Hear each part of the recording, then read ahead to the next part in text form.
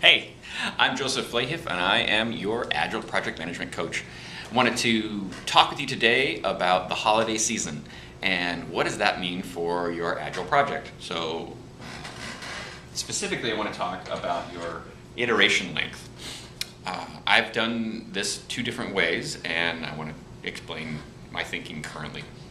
So, when you come into holidays, you have the issue of what do you do with the days that you take off, right? Especially here in the Thanksgiving and then the December holidays, New Year's and the Christmas holidays that we take off. What do you do with your iteration length when you've got that? Because if you extend, there's two things you can do. You can extend the sprint and keep your velocity, or you can shorten the sprint because you lose those days. It creates a shorter sprint, and then your velocity gets messed up. So when you're looking at the reports of the velocity, you go, ooh, the velocity was horrible here in November. Well, it wasn't horrible. It was just that we had holidays. So here's my suggestion. I have tried it with extending the sprint, and I used to take that approach because I didn't want the velocity to get messed up. I wanted to be able to report our velocity was consistent, and here's what our velocity is, and so I'm going to extend it by the days. So, for example, we work on a 2-week sprint, and this is our sprint review and demo and planning day, right? So that's we end on a Friday.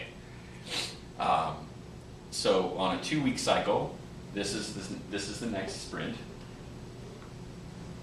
right? These two weeks. And the next one here should be sprint review, demo, and planning. Can you all see that? This is a normal cycle. Now, what happens when this is Thanksgiving, right? So all of a sudden, these 2 days are like the holidays, or like the weekend, they're gone. Well, what I've done in the past is move this out here by 2 days, right? I lose 2, I move 2, sprint review, demo, and planning. So what that does is it allows me to keep my velocity constant, and I can then, at the sprint planning, I can take on the same number of points that I took on before, and I can plan accordingly. But what it does to the team is, what I found, what it did to the team was it caused them just to get off kilter, and because they had gotten into a rhythm, or they hadn't gotten into a rhythm yet, and this just made it worse. But the rhythm is Friday sprint review, demo, and planning. Friday sprint review, demo, and planning, and now you've gone Tuesday sprint review, demo, and planning, and it just turns things sideways. It's like if you're used to going, getting up and having your cup of coffee, and you're on vacation and you don't have your cup of coffee right there. This is me, because I drink coffee every morning.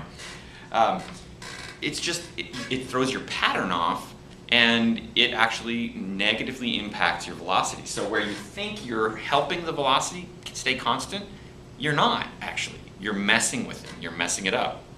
So what I'm doing these days is I'm keeping the sprint review, demo, and planning all horrible handwriting, isn't it?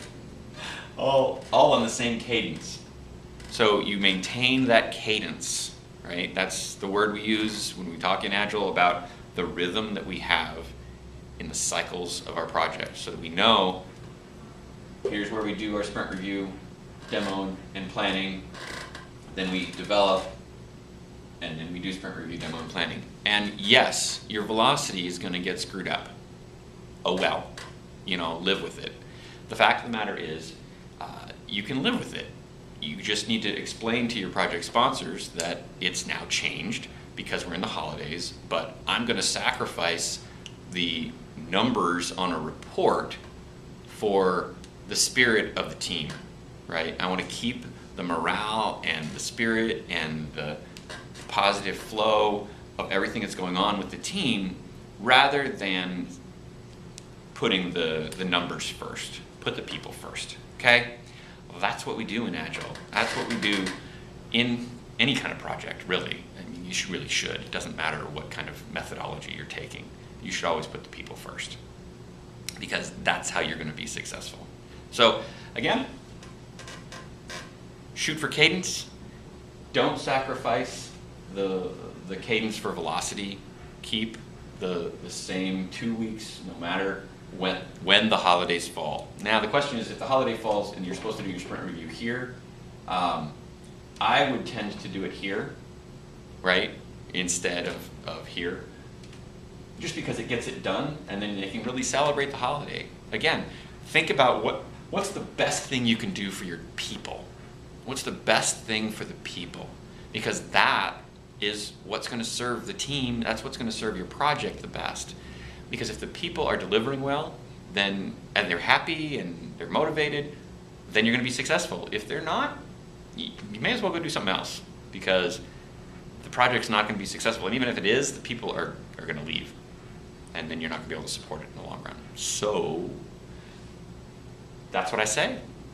My name's Joseph Flahiff, and I'm enjoying being your Agile coach. Thanks. Bye-bye.